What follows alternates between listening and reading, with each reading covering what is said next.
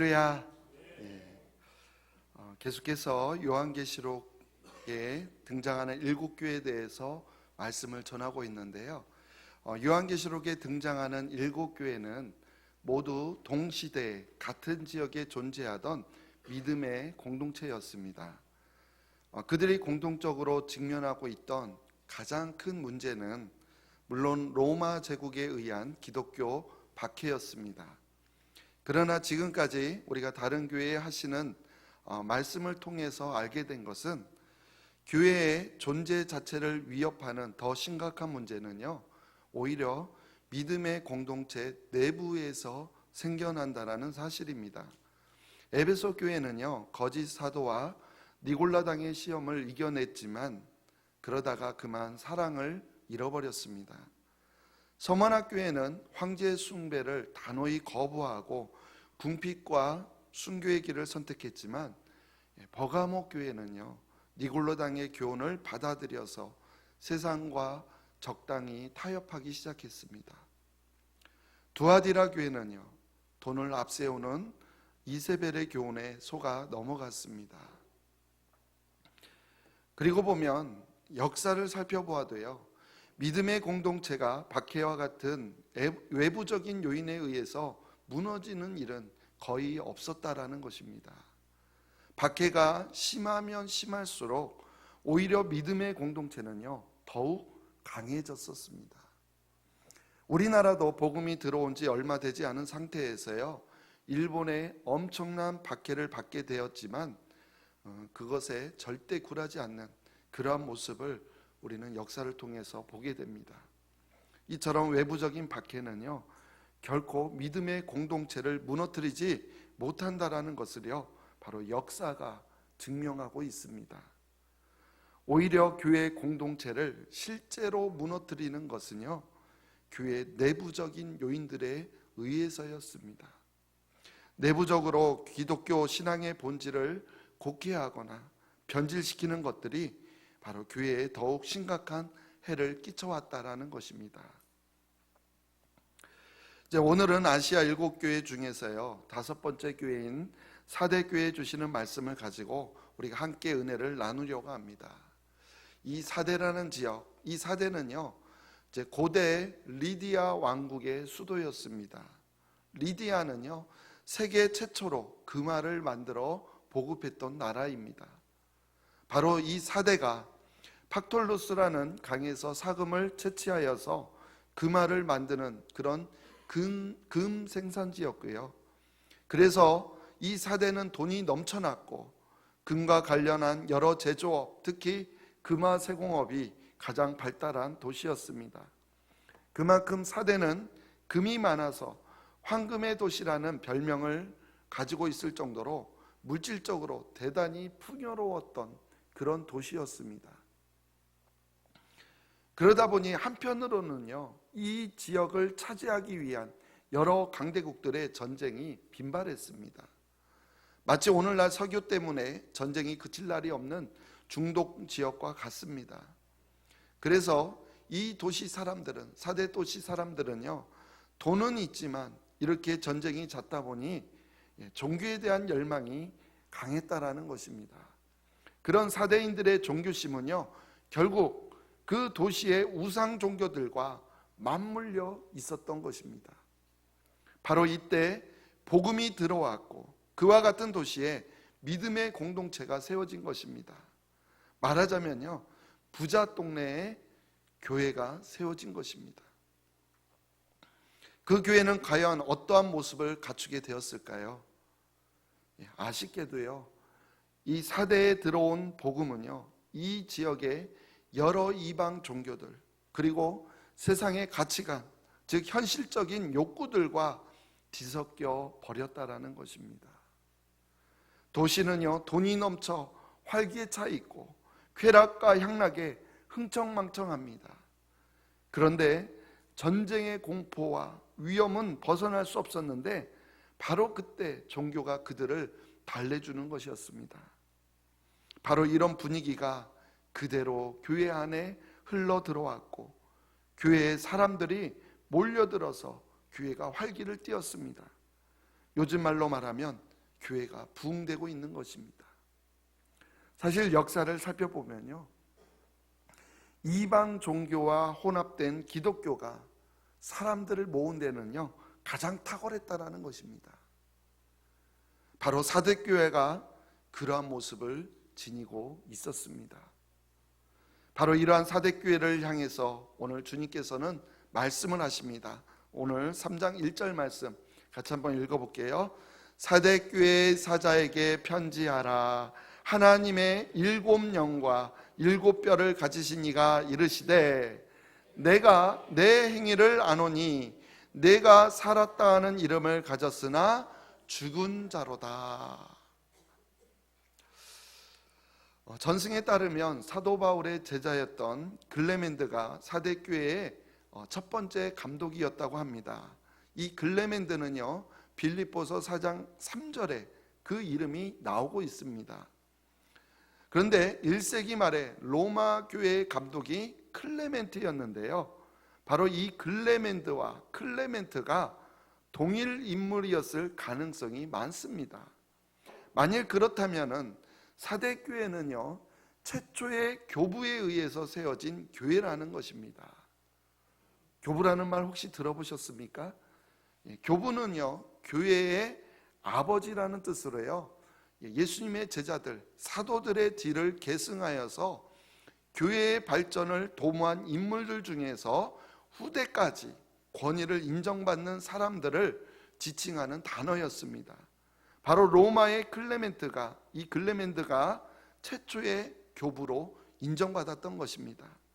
우리 서문학교의 말씀을 나눌 때에요 사도 요한의 제자였고 또 서문학교의 감독이었던 폴리캅 기억나시죠? 이 폴리캅도 교부였습니다. 아무튼 그렇다면요 사대교회의 시작은 나쁘지 않았습니다. 바로 뛰어난 영적인 지도자가 있었고요, 게다가 경제적으로 넉넉한 성도들이 구성되고 있었으니 사대교회가 얼마나 많은 일들을 힘있게 또 잘 감당해 냈을까요? 그런데요 사대교회는 우리 주님으로부터 그 어떠한 칭찬과 격려의 말씀도 받지 못했습니다. 오히려 그들을 향하여 뭐라고 말합니까? 살았다 하는 이름은 가졌으나 죽은 자라고 하는 아주 심한 걱정의 말씀부터 들어야 했습니다. 도대체 무엇이 문제였을까요? 우선 내가 살았다 하는 이름을 가졌다라는 말씀부터 살펴보면요 살았다 하는 이름 무엇일까요? 영어로는요 살아있는 명성을 의미합니다.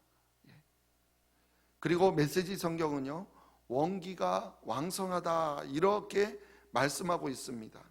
한마디로요 활력과 열정이 넘쳤다라는 것입니다.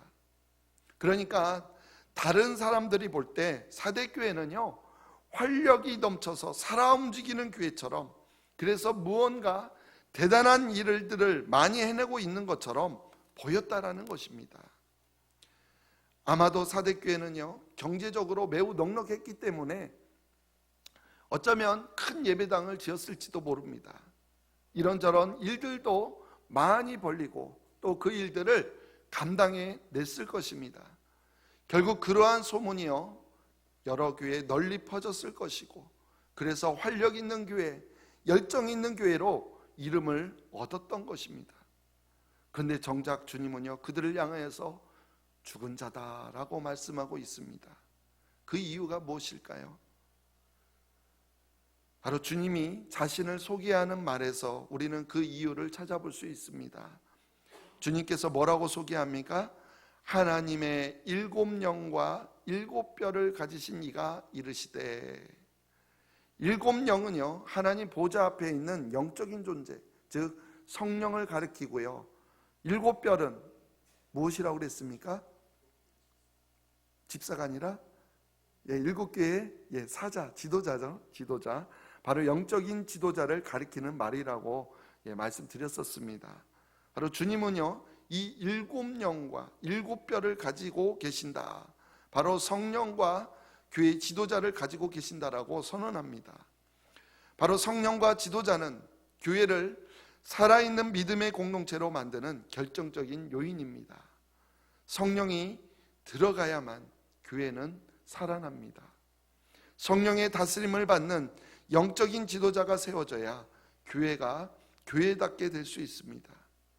그런데 교회의 머리이신 주님이 사대교회를 죽은 자로 평가하고 계시는 겁니다. 자, 그렇다면 그건 무슨 뜻일까요? 사대교회는요, 바로 주님이 보내신 성령의 인도하심, 성령의 이끄심이 없이 운영되고 있었다라는 뜻입니다. 물론 그들이요, 사역을 전혀 하지 않은 것이 아닙니다. 오히려 다른 교회보다 더 많은 일을 하고 있다고 하지 않았습니까? 그러나 그 속에 정말 있어야 할 성령의 능력이 없었던 것입니다. 단지 그들이 가지고 있는 힘으로, 돈의 능력으로 이런저런 일들을 감당했을 뿐입니다. 그래서 주님은요, 죽은 자다라고 말씀하고 있는 겁니다. 근데 여러분, 오해하지 마십시오. 주님은요, 지금 사대교회를 심판하고 계시는 것이 아닙니다. 만일 사대교회가 정말 죽은 상태였다면 그것 자체로 이미 심판을 받은 것이고요, 거기에 대해서 주님은 아무 말씀도 하지 않았을 것입니다. 왜냐하면 죽은 교회는 또다시 책망할 이유가 없기 때문입니다. 한번 생각해 보십시오. 만약에 누가 이미 죽어 있다면 우리가 그 사람의 멱살을 잡고 책망한들 무슨 소용이 있겠습니까? 바로 주님이 말씀하시는 죽은 자는요, 사실 완전히 죽었다 이런 뜻이 아닙니다. 오히려 거의 죽은 자 또는 죽어가는 자라고 하는 것이 더 정확한 표현입니다. 왜냐하면 2절에서요, 죽게 된 것이라고 표현하고 있기 때문입니다. 한번 2절 읽어볼까요? 시작. 너는 일깨어 그 남은 바 죽게 된 것을 굳건하게 하라. 내 하나님 앞에 내 행위에 온전한 것을 찾지 못하였노니. 아멘. 죽게 된 것이란 아직은 살아있긴 하지만 이제 곧 어떻게 될 거라는 거예요? 죽게 될 거라는 겁니다. 그러니까 그냥 이 상태로 놔두면 곧 죽게 될 것이지만, 그러나 아직까지는 그래도 죽지는 않은 상태임을 말하고 있는 겁니다. 그러므로 이대로 놔두면 죽게 될 것이기 때문에 뭐라고 말씀합니까? 일깨어서, 그러니까 빨리 깨어나 일어나기를 원하시는 바로 그 주님의 말씀인 것입니다. 그래서 여기에서 일깨어는요, 깨달으라는 뜻과 함께 깨어나라는 뜻도 가지고 있습니다.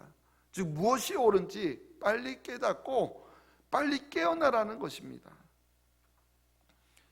그리고 그 남은 바 죽게 된 것을 굳건하게 하라 이렇게 권면합니다. 그 남은 바 죽게 된 것을 굳건하게 하라. 이 부분을 메시지 성경을 보니까 일어서라, 숨을 깊이 내쉬어라, 어쩌면 내 안에 아직 생명이 남아있을지 모른다 이렇게 말합니다. 그러니까 사대교회는요, 완전히 죽은 것이 아닙니다. 아직 생명이 남아있습니다. 그 생명이 다하기 전에 다시 호흡을 시작하라는 것입니다. 마치 흙으로 만들어진 인간이 생기를 들이마시듯이 그렇게 하나님의 영을, 성령을 깊이 들이마시라고 말씀하고 있는 겁니다. 그렇게 호흡을 시작하기만 하면 얼마든지 다시 살아날 수 있다는 것입니다. 자, 그렇다면 어떻게 해야 할까요? 어디에서 뭐부터 시작해야 할까요? 우선 자신의 상태가 어떠한지 정확하게 진단해야 됩니다. 아무리 좋은 약을 쓴다 할지라도 어디가 아픈지 정확하게 진단하지 못하면 그 좋은 약이 무슨 소용이 있겠습니까? 마찬가지 사대교회가 무엇이 문제인지 진단해야 된다는 겁니다. 사대교회에 대한 주님의 진단은 이렇습니다. 내 하나님 앞에 내 행위에 온전한 것을 찾지 못하였다. 온전하다는 본래 채우다, 완성하다라는 의미입니다. 그러니까 사대교회가 하고 있는 그 사역들, 많은 일들 중에서 무언가 채워져야 할 것이 채워지지 못하고 있다라는 것입니다. 메시지 성경은 이것을 이렇게 말합니다. 그러나 내가 벌이는 그 분주한 일들로 봐서는 과연 그런지 나는 모르겠다. 내 일에서 하나님의 일은 이루어진 것이 아무것도 없다. 여기에서 분주한 일들과 하나님의 일이 서로 대조를 이루고 있습니다. 사대 교회가 활력 있고 열정적이라는 유명세를 탄 것은요, 바로 그 분주한 일들 때문이었습니다. 그러나 주님이 보실 때에는 그 분주한 일들 속에 하나님의 일이 하나도 없다라는 것입니다. 그렇다면 왜 그렇게 분주한 일들 중에서 하나님의 일은 하나도 이루어진 것이 없다라고 말씀하시는 걸까요? 그동안 사대교회가 분주하게 해온 사역들은요, 사실 하나님이 시작하신 일이 아니기 때문이었습니다. 그래서요, 3절에서 이렇게 말합니다. 우리 3절 같이 읽어볼게요. 그러므로 내가 어떻게 받았으며 어떻게 들었는지 생각하고 지켜 회개하라. 만일 일깨지 아니하면 내가 도둑같이 이르리니 어느 때에 내게 이르는지 내가 알지 못하리라. 아멘.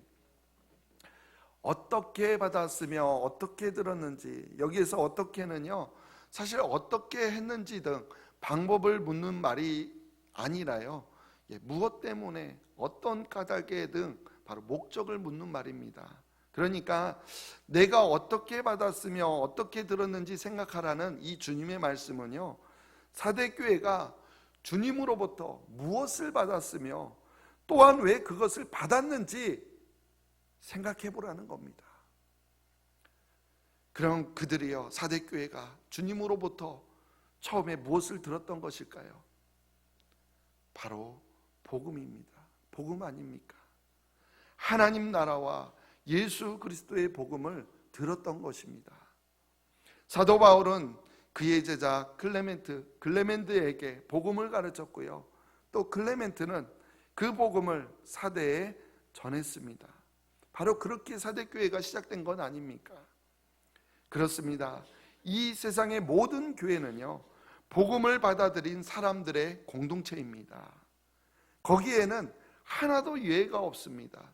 복음으로 시작하지 않은 교회가 없다라는 말입니다.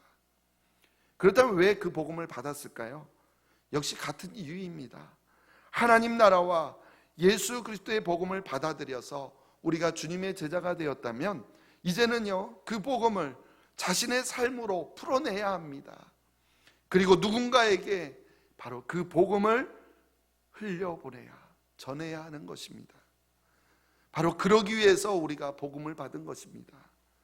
믿음의 공동체가 하는 모든 사역은 바로 여기에 초점이 맞추어져 있어야 합니다. 그런데 사대교회는요, 이런저런 사역들, 많은 일들을 하기는 했는데 복음과 전혀 상관없는 일들로 분주했다라는 것입니다. 그리고 보면요, 사역을, 일들을 많이 한다고 해서 살아있는 교회가 되는 것은 결코 아님을 우리가 오늘 말씀을 통해서 깨닫게 됩니다. 하나님이 시작하신 일, 하나님이 하려고 하시는 일을 해야만 합니다. 생각해 보십시오.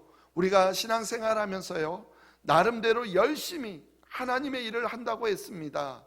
그런데 만일 그 일이 하나님이 기대하는 것이 아니었다면, 그래서 그동안 엉뚱한 일에 우리가 육체적인 에너지, 영적인 모든 에너지를 낭비하고 있었다면, 그리고 그 사실을 바로 재림하시는 주님을 맞이하게 되는 순간 내가 깨닫게 된다면 그 얼마나 큰 낭패이겠습니까?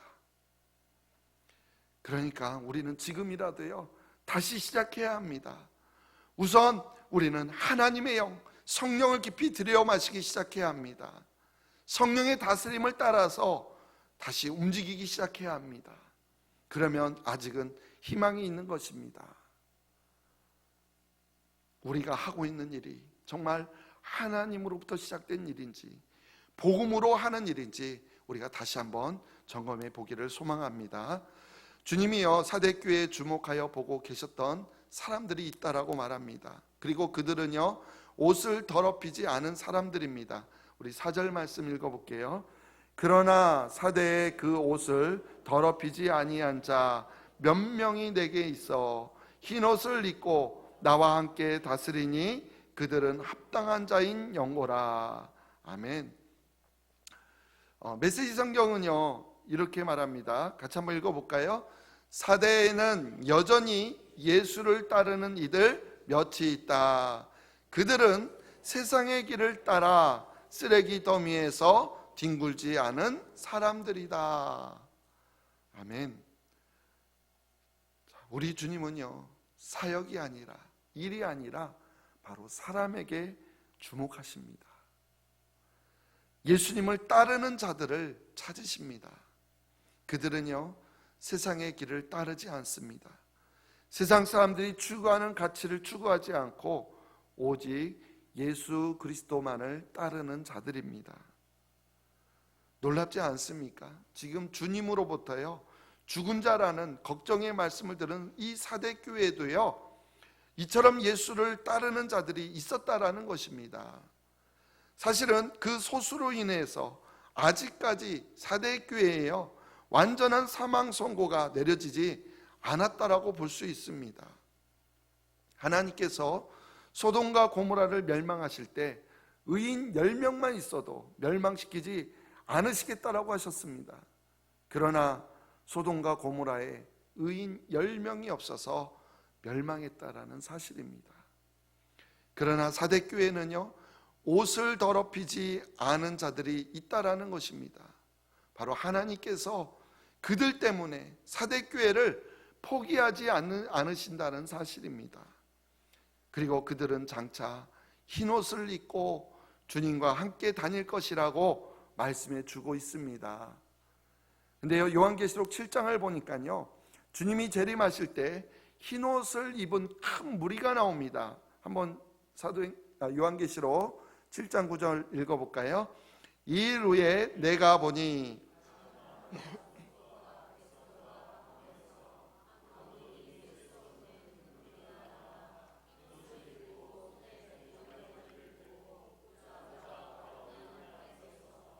아멘.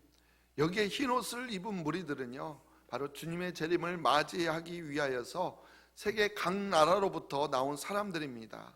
바로 예수 그리스도를 따르는 자들입니다.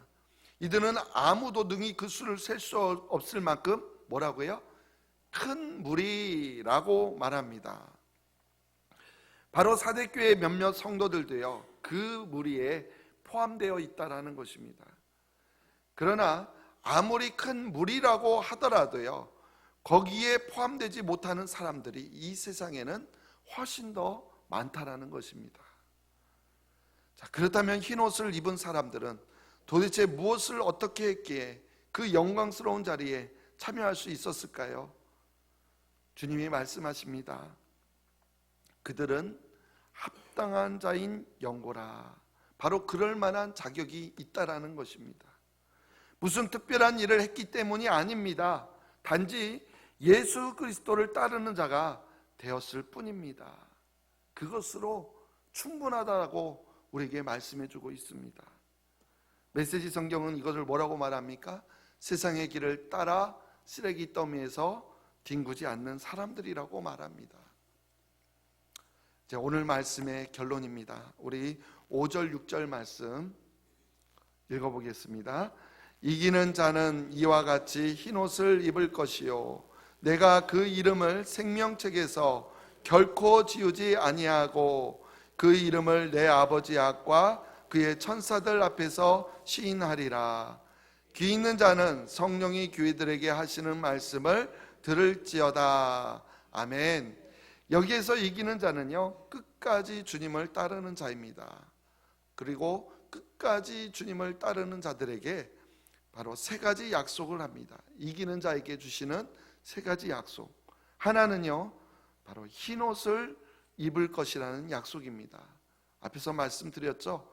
바로 그들은요, 예수님을 따르는 자들로서 구원의 흰옷을 입고 그래서 어린 양의 혼인잔치에 참여하는 그러한 복을 누리게 될 것입니다. 두 번째로요, 무엇을 약속합니까? 그 이름을 생명책에서 지우지 않겠다라고 약속하십니다. 근데요, 이것을 반대로 생각하면 생명책에서 그 이름이 지워질 수도 있다라는 뜻이겠죠. 자, 그렇다면은요, 우리의 이름이 언제 생명책에 기록됩니까? 생명책에 우리 이름이 기록될 때가 언제입니까? 예수 그리스도를 믿을 때 아닙니까? 그래서 우리가 예수 그리스도를 믿을 때 우리는 구원을 받았다라고 말합니다. 바로 우리가 예수 그리스도를 믿을 때 우리의 이름이 어디에 기록되어진다고요? 생명책에 기록되어집니다. 그러나 구원받은 것으로 끝이 아니라는 겁니다. 어느 이단은요, 일단 구원을 받기만 하면 그 다음에는 무슨 일을 해도 괜찮다라고 가르칩니다. 그러나 천만의 말씀입니다. 구원을 받는 순간 우리는요, 구원의 여정을 시작하는 것입니다. 그것을 신학 용어로요, 성화라고 하는데요, 바로 구원의 완성을 향해서 첫 발걸음을 내딛는 것입니다. 도중에 포기하는 사람들은, 즉 예수님을 부인하는 사람들은 생명책에서 그 이름이 지워진다라는 사실을 우리는 분명히 알아야 합니다. 바울은 빌립보 교회에 보낸 편지에서 항상 복종하여 두렵고 떨림으로 너희 구원을 이루라라고 권면했습니다. 구원을 받은 사람들은 구원의 완성을 위하여 나아가야 합니다. 성화의 과정을 거쳐야 되는 것입니다. 그렇다면 어떤 사람이 구원의 완성에 다다르게 될까요? 바로 주님이 오실 때까지 주님을 따르는 것을 포기하지 않는 사람들입니다. 인생의 우리의 마지막 순간까지 믿음의 길에서 떠나지 않는 사람이 바로 그러한 사람들이라는 겁니다. 그래서요, 우리 인생 가운데 때로는 죄로 인해서 쓰러지고 또 넘어진다 할지라도 그래도 끝까지 주님을 따르는 믿음의 길에서 떠나지 않는 사람의 이름은요, 결코 생명책에서 지워지지 않는다라고 말씀하시는 것입니다. 그리고 세 번째 약속은 뭡니까? 그 이름을 아버지 앞에서 시인할 것이라는 약속입니다. 주님은 마태복음 10장에서 몸은 죽여도 영혼은 능히 죽이지 못하는 자들을 두려워하지 말라 이렇게 말씀하시면서요, 이렇게 말씀하십니다. 우리 마태복음 10장 32절 33절 읽어볼게요. 누구든지 사람 앞에서 나를 시인하면 나도 하늘에 계신 내 아버지 앞에서 그를 시인할 것이요, 누구든지 사람 앞에서 나를 부인하면 나도 하늘에 계신 내 아버지 앞에서 그를 부인하리라. 아멘. 예수님의 이 말씀은요, 초대교회의 박해 상황을 염두에 두고 하신 말씀입니다. 그러니까 이기는 자는, 즉 끝까지 주님을 따르는 자는 황제 숭배를 강요당하는 상황에서도 사람 앞에서 당당히 주님을 인정합니다. 예수님을 그리스도로 나의 주님으로 고백한다라는 것입니다. 바로 그런 사람들은 우리 주님께서 하나님 아버지 앞에서 끝까지 변호하고 그들 편이 되어 주실 것이라고 약속해 주고 계시는 것입니다. 그렇습니다. 사대교회는요, 거의 죽음 직전의 상태까지 갔던 교회였습니다. 성도들이 없어서도 아니고 재정적으로 궁핍해서도 아닙니다. 열심히 일을 하지 않은 것도 아닙니다. 오히려 경제적으로 넉넉한 성도들이 많이 있었고 사역도 일도 이런저런 여러 가지 일들로 인하여서 오히려 매우 분주했습니다. 그래서 활력과 열정이 있는 교회라는 명성을 얻기도 했습니다. 그러나 주님은 그런 사대교회를 향하여서 죽은 자라고 평가하셨습니다. 살아있다는 이름을 얻기 위해서 그들이 벌여놓은 일들은 많았지만 정작 하나님이 시작하신 일들은 하나도 없었기 때문입니다. 바로 교회가 존재하는 가장 중요한 이유는 바로 하나님 나라와 예수 그리스도의 복음입니다. 믿음의 선배들로부터 받고 들은 대로 복음을 우리 자신의 삶으로 풀어내고 또한 누군가에게 우리는 그 복음을 흘려보내야 합니다. 그 일을 하라고 우리를 교회로 부르신 줄로 믿습니다. 주님은요, 지금도 여전히 사역이 아니라 일이 아니라 사람을 주목하십니다. 그 사람의 능력이나 성공이 아니라 주님을 따르는 자들로서의 모습을, 우리의 모습을 지켜보고 계십니다. 무슨 대단한 사역을 해내야 하나님 나라에 들어갈 자격을 얻는 것이 아니라는 것입니다. 우리는요, 마지막 순간까지 예수님을 따르는 일에 끝까지 충성스럽게 나아가기만 하면 되는 겁니다. 정말로 그리스도인답게 살아가는 것만으로도 충분하다라는 겁니다. 남들이 알지 못하는 특별한 계시와 무엇을 깨달아야만 구원을 받는 것이 아니라 우리는 예수님을 믿는 삶, 그리스도인의 삶을 끝까지 주님을 따르는데 포기하지 않고 나아가면 된다라고 우리에게 말씀하고 있는 겁니다. 평소에 입고 살아가는 옷을 더럽히지 않는 사람이 바로 흰 옷을 입는 자로서 어린 양 혼인잔치에 참여하는 복을 누릴 수 있는 것입니다. 우리 모두 그렇게 이기는 자가 되어서 흰 옷 입은 자가 되어서 정말 주님 오실 날에 영광 중에 맞이할 수 있는 우리 모두가 되시기를 간절히 주님의 이름으로 축원드립니다.